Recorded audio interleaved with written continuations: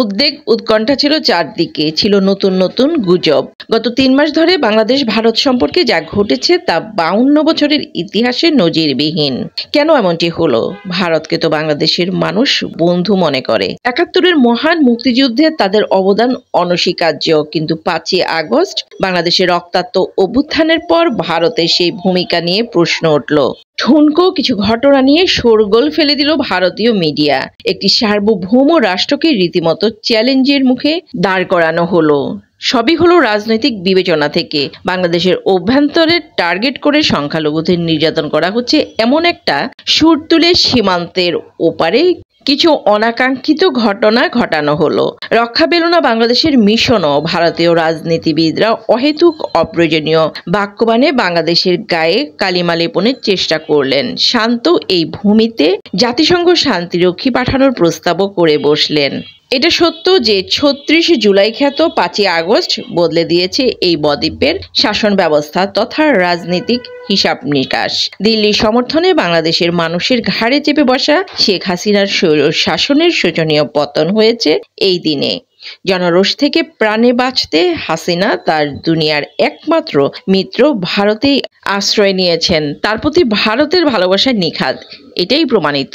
কিন্তু তাই বলে বাংলাদেশকে তারা পরিত্যক্ত ঘোষণা করবে?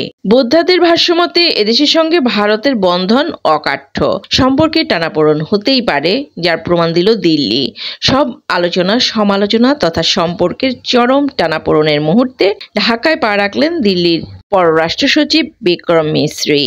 দিনের শুরুতে রাষ্ট্রীয় অতিথি ভবন পদ্মায় ২ পররাষ্ট্র সচিব একান্তে বৈঠকে বসেন। পরে বসলেন পররাষ্ট্র সচিব পর্যায়ের বাৎসরিক স্টক টেকিং বা স্ট্রাকচার্ড আলোচনায়, যার নাম ফরেন অফিস কনসালটেশন বা FOC।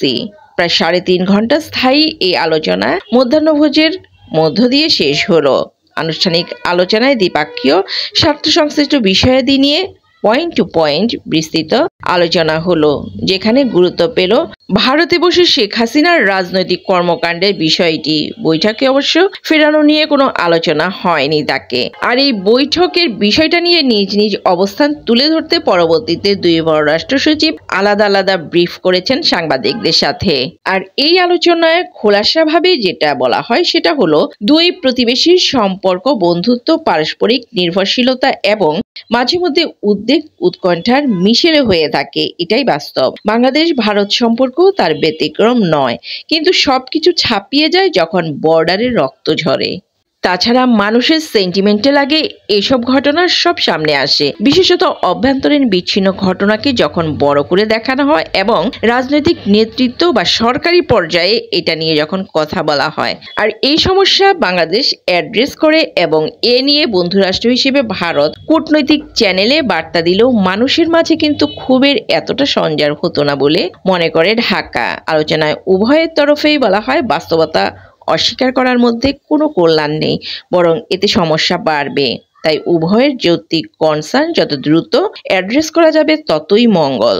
যাই হোক, বাংলাদেশ এবং ভারতের পররাষ্ট্র সচিবদের বৈঠক শেষ হয় এবং মধ্যাহ্নভোজের পর ৪:০৫ যমুনায় ঢুকলেন ডক্টর ইউনূসের সাথে সৌজন্য সাক্ষাৎ করতে ভারতের পররাষ্ট্র সচিব বিক্রম মিশ্রি। মূলত তিনি সন্ধ্যার আগে সরকারি সব কর্মসূচি শেষ করলেন। এখন রহস্য হলো পরবর্তী কয়েক ঘন্টা তিনি কোথায় ছিলেন, কার সঙ্গে দেখা করলেন তিনি এবং তার ২জন সফর সঙ্গী।